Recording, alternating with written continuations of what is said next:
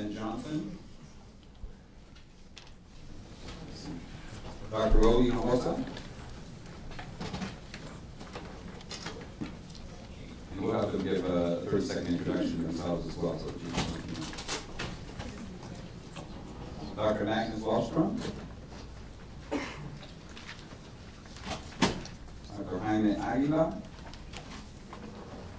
And I'm very pleased to announce that our moderator today is Terry Green Sperling, author, and now writer in residence, first ever at the Compact School of Journalism. She'll be moderating.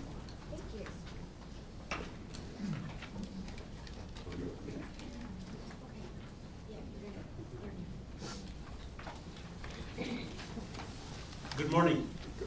Good morning. My name is Saul Solis, one Arizona Interfaith and East Valley Patriots. It's my pleasure to introduce our moderator of Panel 1, Terry Green Sterling. Terry is writer in residence, faculty associate, Walter Cronkite School of Journalism. She has won numerous awards, a winner of 50 national and regional journalism awards, and is a three-time winner of Arizona's highest journalism honor, the Verge Hill Journalist of the Year Award. She is a contributor for the dailybeast.com. Terry's award-winning Phoenix New Times investigative series on white-collar fraud in the Baptist Foundation of Arizona garnered widespread national attention and was the topic of a segment of CNBC's American Dream. Her 2010 book, Illegal Life and Death in Arizona's Immigration War Zone, the only book, profiles undocumented immigrants living in Phoenix in the wake of SB 1070. Terry?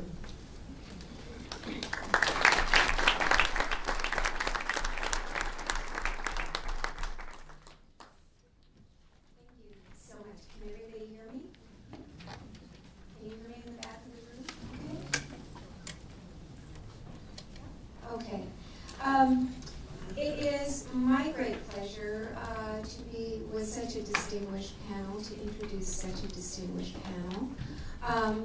We are going to learn a lot today from these experts, and I wanted to briefly introduce them.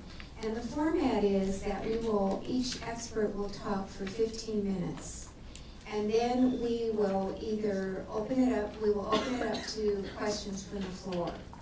And we might have some other questions from me.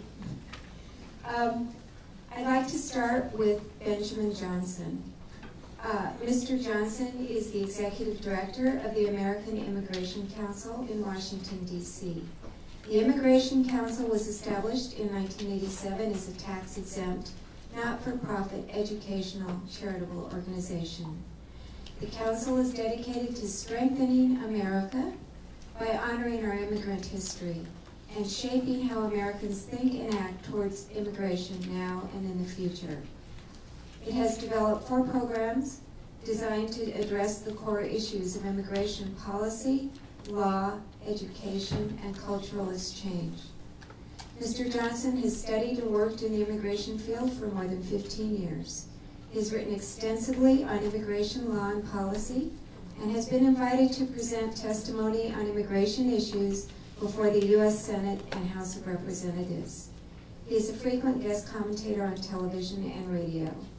A native of Arizona, Mr. Johnson was the co-founder and legal director of the Immigration Outreach Center in Phoenix. Prior to becoming involved in immigration issues, he was a public defender and civil litigation attorney in San Diego. He earned a JD from the University of San Diego School of Law and studied international comparative law at King's College in London. Our next distinguished guest is Dr. Magnus Lofstrom. Dr. Lofstrom is a research fellow at the Public Policy Institute of California. His research interests include immigration, self-employment, and education. He received his PhD in economics from the University of California, San Diego in 1999. Prior to joining PPIC, he was an assistant professor of economics at the University of Texas in Dallas. He also served as a researcher and taught at the Institute for the Study of Labor at the University of Bonn and the University of California, Irvine. He holds appointments as Research Fellow at AZEIR and Research Associate for the Center for Comparative Immigration Studies at the University of California, San Diego. He's been published in numerous academic journals and edited book volumes, and has been funded by the Russell Sage Foundation and the Kauffman Foundation, among others. Dr. Raul Hinojosa Ojeda is an associate professor at the UCLA Department of Chicana and Chicano Studies and the Cesar E. Chavez Center for Interdisciplinary Instruction. Born in Mexico and raised in Chicago, he received a BA in economics and an MA in anthropology and a PhD in political science from the University of Chicago. He is the author of numerous articles and books on the political economy of regional integrations in various parts of the world, including trade, investment, and migration relations between the U.S., Mexico, Latin America, and the Pacific Rim. He is the co-author of Latinos in a Changing U.S. Economy, Comparative Perspectives on the U.S. Labor Market, and co-editor of Labor Market Interdependence Between the United States and Mexico. He recently completed a book on the political economy of U.S.-Latin American relations in the late 20th century, including the impact of a potential free trade of the Americas Agreement. Together with Representative Esteban Torres of California, Dr. Hinojosa Ojeda is the originator of the proposal for the North American Development Bank, which was created by the United States and Mexican governments in 1994. Dr. Hinojosa is a board member of the Los Angeles Community Development Bank and has been appointed to the Economic Strategies panel of the state of California. Dr. Jaime Aguila is an assistant professor of history at Arizona State University. He has, since 2007, served as the assistant professor of history of Mexico and the Mexican-U.S. border in the School of Letters and Science at ASU. Previously, he taught at the University of Texas at the Permian Basin. Courses that he offered include Mexican immigration to the United States, Mexican-U.S. relations, and the Mexican-U.S. border. He has published various articles concerning Mexican immigration to the United States and its impact on U.S.-Mexican relations. He is a former Mexico Norte Transnationalism Fellow and National Endowment of the Humanities Summer Fellow. He is currently completing his manuscript, Building Exterior Mexico, Mexican-American Relations, 1876 to 1940. He is a native of Fresno, California, a former farm worker, and the son of former undocumented immigrants. He earned his BA and master's degree at the University of California, Davis, and completed his doctorate at ASU. I spent some time telling you about the backgrounds of these people because it will inform you about their expertise. And we wanted to start today asking Mr. Johnson to give us an overview of the economic and fiscal consequences, not only of conference cancellations due to SB 1070, but also of the bigger picture. How did we get here in Arizona and in the United States, and are the strategies working? Mr. Johnson. Call me Ben. Mr. Johnson's my dad. So Okay. might be showing up later, so I don't want anybody to get confused about that. So anyway, thank you very much for having me here. Let's start with an area of agreement. I'm from Washington, so we all know this is all my fault. We haven't been able to do the job in Washington, and that's one of the reasons why we're all here today. So start from that point of agreement. Yeah, so we convened upstairs actually, and we could make some changes in terms of how we were going to present these issues. So we had talked about me focusing on some of the losses and cancellations, as a result of 1070. But then the thought was maybe I needed to start this off because I think folks are going to get into some detail, and the thinking was maybe I should, being from Washington and really being just at the 60,000 foot level, pretend that I'm smart by talking in really broad terms and then let the really smart people talk about the details. So I want to try to do both of those things. And since I couldn't figure out a segue to get from one to the other, I'm just going to tell you what I know about the reports that we've done on cancellations and the economic losses as a result of SB 1070. They're not small. They are significant. Our calculations in terms of losses from cancellations as well as losses from declines in bookings, and this is really just the hotel and tourism industry, is a loss of $217 million in direct spending, 4,236 jobs, $133 million in lost earnings, $388 million in lost economic output, $14.4 million in lost tax revenue. And those numbers, although they are, I think, significant, they speak to sort of the integration of a lot of these issues with macroeconomics. The fact that these not only are people, not just sort of workers in our economy, they're also producers and consumers in our economy. And not only are conventions things where people have to book hotel rooms, but they generate money by the fact that sort of up and down the supply chain. People really have to feed them, provide products to them. So that's where we're going to do the chart one. So that's where these macroeconomic numbers come from in terms of the snowball effect of what these kinds of policies do. We can get more into those numbers, but I think ultimately what I want to talk about first is sort of, at that macro level of, why are we in the situation that we're in, both in terms of immigration and these approaches to immigration. What are some of the misconceptions and misperceptions that I think are driving some of this debate? So I want to start at that 60,000 foot level and talk a little bit about immigration in general. A lot of us feel that this is a very new problem, that this is this dramatic rise in immigrants to the United States, and to Arizona in particular, is a new thing. It's not a new thing.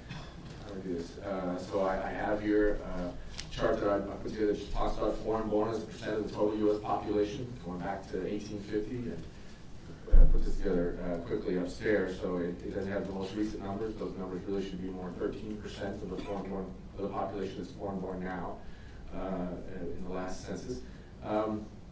But you can see that it's really not new territory for us as a country in terms of the share of our population that's foreign-born.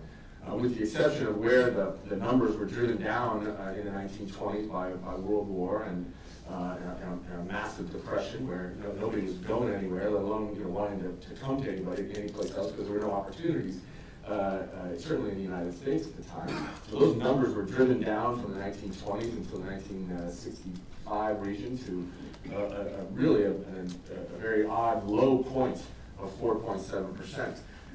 So we're really back up to where, in terms of the foreign-born population, or where the level of immigration that's existed in the United States for most of the life of the country. The difference is, since a lot of us don't wake up in the morning thinking about the 1850s and the 1870s, the difference is we got from 4.7 back up to those historical norms pretty quick. And so a lot of this is new in communities, and this is happening in places where it hasn't happened for 100 years. So the people, my great-grandparents who knew, Kentucky where they lived, the Kentucky that had a lot of German immigrants, well, all the people that knew about immigrants in Kentucky are dead now. That was 150 years ago that happened. So as a society, I think we're struggling with what do we do with something that may have happened a long time or often throughout our history, but how do we deal with it today? How do we deal with it in places where it hasn't been happening for a very long time? And it's something that I think we've been well prepared for. We talk a lot about immigration in the United States. We don't really talk a lot about integration. We're going to focus a lot on immigration policy, and I think what drives a lot of the anger and frustration in the debate really is a question of how well we are living together. And too much, I think, of the debate is on, not only is it focused too much on controlling the supply of immigrants and not enough about, well, what is the demand? How do we match the demand with the supply? I mean, that's a frustration in and of itself. But the fact that we don't talk about, well, what do we do when they're here? Are we investing in the ability of people to really learn how to live together, learn from each other, share cultures and ideas? And that integration policy has been sorely missing in the United States for a long time. We just have not done the integration in any thoughtful, purposeful way. And I think that's something that I hope out of all this anger and venom that comes out of this debate, that maybe at some point we'll take a pause and say, all right, let's have a real discussion about how we live together. What does it mean? What does it take financially? What does it take as communities to understand each other and start investing in those kinds of strategies as well. Migration does follow employment trends in the United States. And here, this is a chart that shows the employment rates, obviously, which is the reverse of what we usually talk about, which is unemployment rates. But employment rates and migration flows, they ebb and flow together. Folks do come to the United States as a result of job opportunities and to join families that maybe perhaps they come here for job opportunities. So migration does follow employment trends in the United States really closely. The other thing that I think we have not talked a lot about is why immigrants come to the United States. What are some of the demographic and economic realities driving immigration in the United States? And that's a complicated question, but one of the issues, particularly when you're talking about undocumented immigration, because undocumented immigration is very much a less skilled labor issue. There are lots of problems in the immigration debate. We have problems at the high skilled level in immigration. That's something that's been completely lost in the debate all of our time since we talk about illegal immigration, and we forget that the immigration system is meant to be designed, or they should be designed, to deal with immigration across the skill spectrum. But the issue of undocumented immigration is very much about less skilled labor coming into the United States. And we really have a demand for less skilled labor in the United States. We focus a lot on how we control it, but we don't really think critically about what is the demand? What is the legitimate demand for labor in the United States? And the reality has been, maybe not now because we're not creating any jobs, and there are a lot more people in our current labor force who are willing to take any job that's available to them. But absent those really horrible periods in our economic cycles, the reality is that we have a labor force that's increasingly educated and getting older. So we're getting older and better educated. This line shows that even with the arrival of immigrants into the United States, the share of our labor force that has less than high school diplomas is going down every year. It's starting to flatline, and that would be great if those numbers got better. We all need to invest in education and training and more than we have in the past, but the investments that we have made have been paying off. And yet the reality is when we create jobs in our economy, the largest numbers of jobs that are created in the U.S. economy are in the service sectors, are in jobs that require 6 months of training or less. So we are really, it's not that there's, I know there's a lot of reaction to, look, there's no job an American won't do. Of course that's true. This is not about, doesn't say anything bad about the American workforce. It just says that the share of workers who are engaged in that labor market is getting smaller, and the numbers of jobs continue to grow. That's a demand side issue that is not addressed in our immigration system. There really isn't, outside of agriculture, there's certainly no temporary worker system that would have allowed immigrants to come to Arizona to do construction labor. There just isn't. The only two visa programs that we have for temporary workers, for instance, in the United States, is agriculture and the H-2B program, which is seasonal labor, and construction ain't seasonal labor certainly in Arizona. So there isn't a way for those folks to come temporarily. And the total number of green cards, permanent visas that are available to come to the United States in less skilled labor is 5,000 every year. And of that 5,000, this is the other thing that we have to think about in immigration policy, of that 5,000 that's available for the whole world, people from Mexico have this access to the same number of those visas as the people from Mongolia. We're not allowed under the immigration system. There is a worldwide cap where no one country can have more than 17% of the visas available in any category. So we have a 2,000-mile border and a 150-year history of ongoing integration of U.S., Mexican, and Canadian economies, and we've got an immigration system that pretends that that isn't happening. We've got an immigration system that pretends that these demographic trends aren't happening. And if we're serious about creating an immigration system that's going to be good for American workers, that's going to respond to legitimate demand in the United States, then yes, we have to have a conversation about how do we control supply. But we better have a conversation about what is the legitimate demand for labor, what is the legitimate needs of families in the United States that we want to make happen with our immigration system. Immigration is part of the reason that this labor force in the United States has been one of the most dynamic, flexible labor forces the world has ever seen. We have the ability to fill holes in our labor system through an immigration system, in our labor force through an immigration system, if we can get it to work properly. So we got to be focused on how to get it to work properly. Again, immigration just doesn't happen at the low end of the skill spectrum. It happens at the high end of the skill spectrum. 25% of doctors, we're going to have conversations, I'm sure, about how many people are in emergency rooms, how many undocumented immigrants are in emergency rooms. 25% of the doctors in the United States that are serving in those emergency rooms and serving rural communities are foreign born. We have a huge demand at healthcare in the United States, and immigration is part of how we deal with it. We're going to talk about incarceration rates, so we have that slide. And this is what I mean about integration. Folks are getting, improving when they arrive here. So these numbers, so you can see this, sort of the white bar, and then the light blue, dark blue, and the darker color. That's recent immigrants in terms of English proficiency, very, not great English proficiency when they arrive.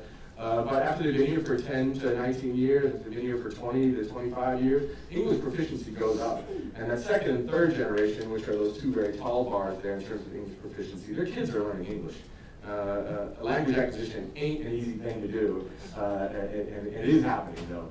And the same with poverty levels. The share of folks that are living below the poverty level goes down as people are living here. So these are the things that I think we ought to talk more about in terms of U.S. immigration policies. How do we make sure that the experience of those people who come here is in line with our morals and our cultural values? So that's my overview. You want to have an immigration system that works for the economy, works for American families, and absolutely, enforcement has got to be part of that equation. But a good immigration system, just like a good tax system, just like a good any other kind of system, isn't just about enforcement. It has to be about how are people using the system? Are we creating legitimate pathways for people to come into the United States that we want? Are we able to keep out the people that we don't want? Let's have a real conversation about what is that demand and how do we meet it. So are you telling us then that we often hear that immigrants should just stand in line to wait their turn? Are you telling us that in some cases there are no lines, and in other cases the turn is? Absolutely. In some cases there are no lines. There is no line to stand in. And Doug Massey's done some great work on from Princeton, and he wrote a great book called Beyond Smoke and Mirrors, and he talks about the myth that we have about why people come here, the idea that the people that are coming here, those dirt poor people from Mexico, don't have any opportunities, and they're coming here to make a better life for themselves. Part of that's true, except for the dirt poor part. The reality is that the people that are coming here are really, regardless of their educational level, are sort of the ones that are industrious enough to pack up and leave for another opportunity. And what Massey found is that a lot of them are coming here because they don't have home mortgage loans in Mexico. You want to start a business, you can't just take out a home equity loan and start a business. The banking opportunities in Mexico aren't what they are in the United States. This is, for many of those folks, their business loan opportunity. There's a lot of folks who do want to come here, work temporarily. We have to figure out how to do that in a way, I think, that is respectful of, that avoids exploitation. Exploitation can happen. We have to be focused on that. But there aren't really many temporary channels for workers to come into the United States. And the other thing is that it isn't just about work, it's about families. So yes, ask, is there a line? And sometimes there just isn't. And then the other thing we have to ask is standing in that line, you really know how long people have to stand in line for a family-based petition? If I'm a legal permanent resident, right, I'm one of the people that we all say, we like the ones who came legally, I respect them. So you respect me, I came here legally, a legal permanent resident. I have to wait 5 to 7 years before my wife can come join me in the United States legally. That is an enormous, enormous pressure to put on a family for family unification. And in some cases, you literally can see your family, on the other side of that border. To tell families that you're not going to be able to legally unify your family for 5 to 7 years, even when the person that came here legally, that's an enormous pressure on families, and that's a driver of undocumented immigration. So does it make sense to ask those families to wait 5, 7, 10 years standing in that line? And what are the consequences when we make the line that dysfunctional? Okay, thank you very much. I have one other small, quick question. Do you think that documenting, for example, college students who, in the so-called DREAM Act, or young people who want to serve in the military, do you think that allowing them legal residency in the United States incentivizes illegal immigration, further illegal immigration?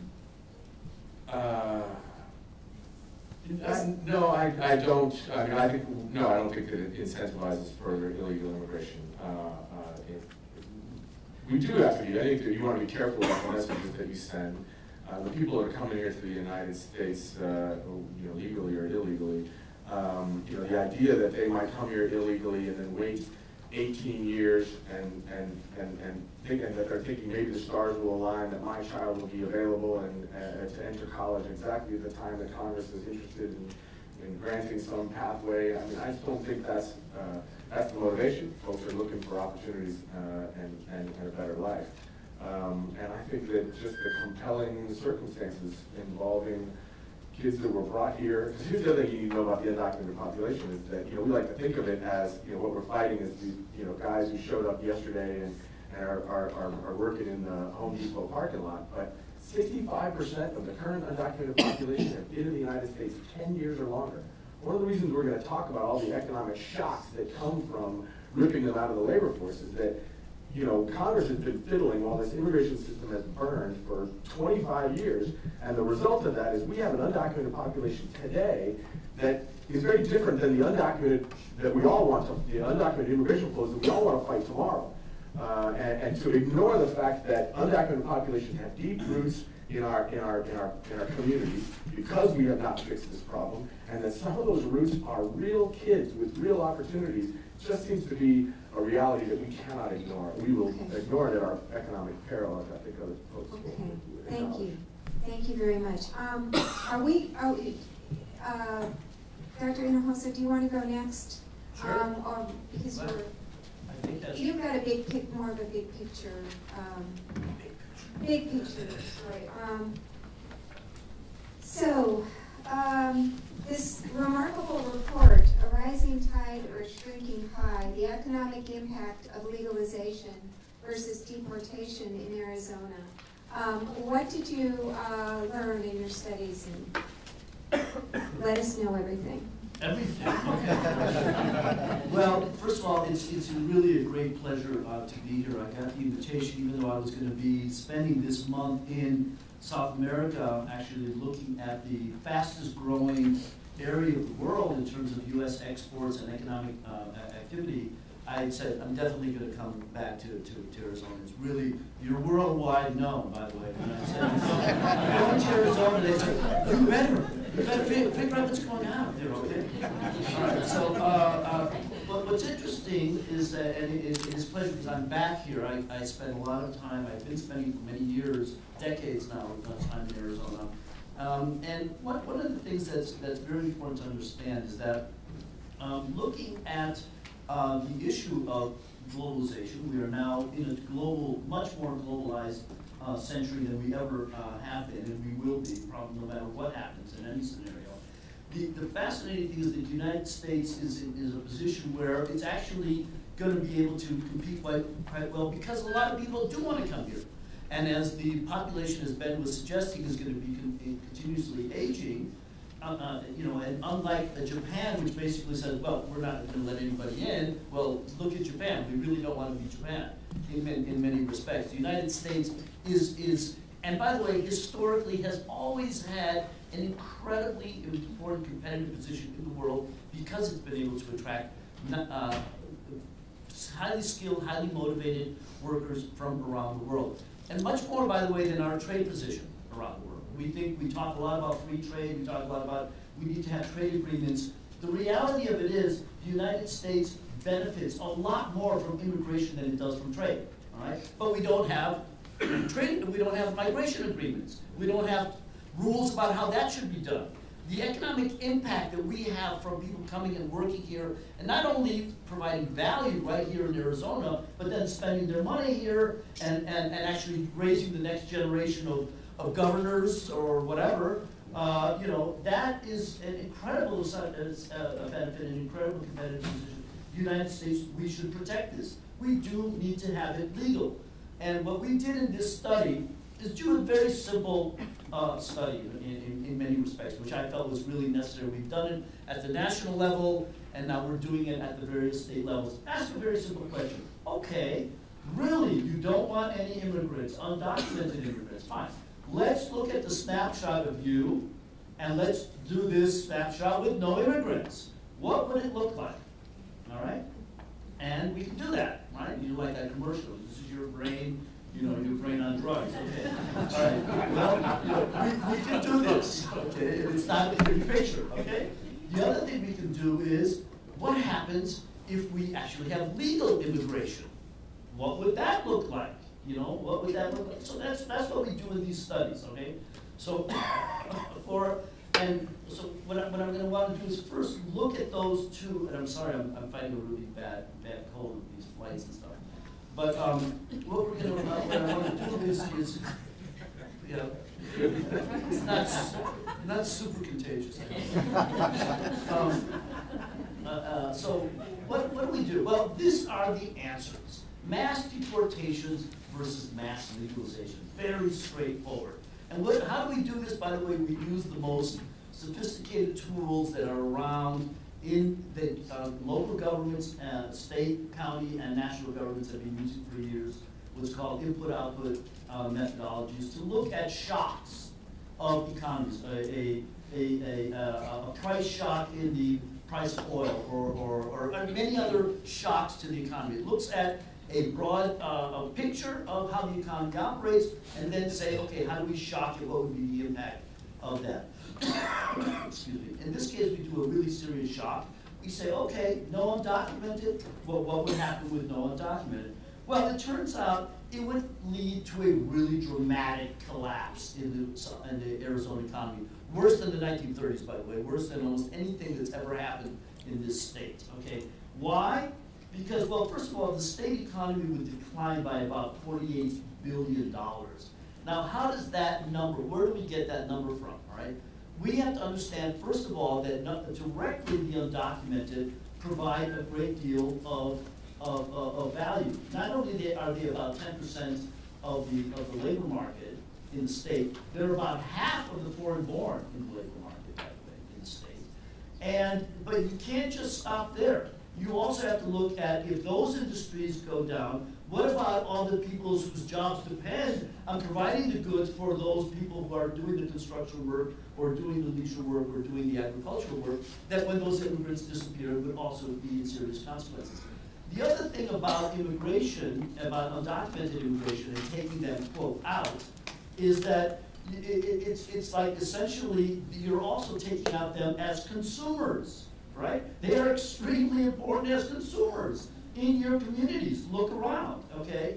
So, you know, it's not simply a question of just kicking them out and then everything's going to be fine. No matter what, you're going to slice off a big part of that pie, no matter what you do, if that's the intent, and that's what seems to be the legal intent of these types of laws. We had the same thing in California, various steps, Proposition 187. We know now, 15 years later, what happened in California, which I think might be a good thing for people to look at about Arizona. If people are planning on being around 15 years, or you're planning on having businesses around there 15 years from now, you know, there are consequences for doing these types of attempts at attacking a group of people. But clearly, if you got what you wanted in California 15 years ago, or in Arizona now, it would be a very serious consequence, both in terms of the direct economic impact, but also employment impact.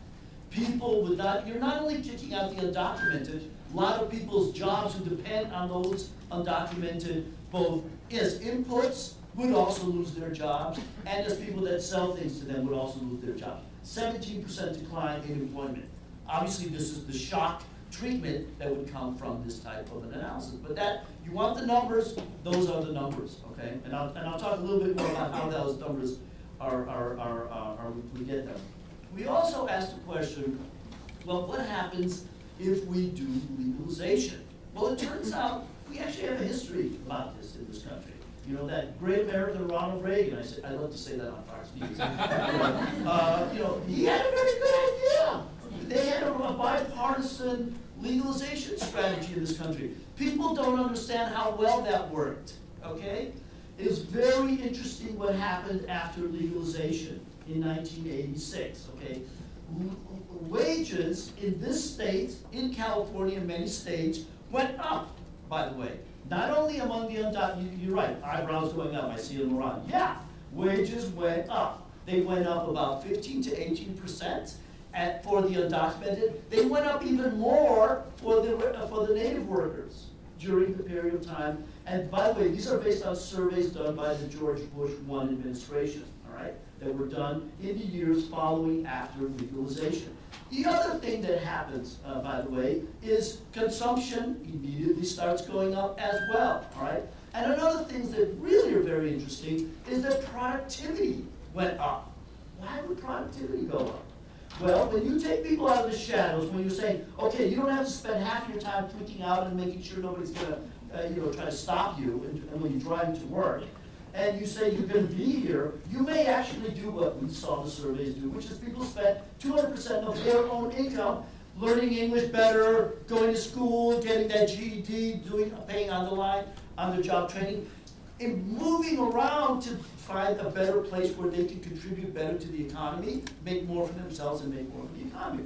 It all happened, all right? We saw that, okay?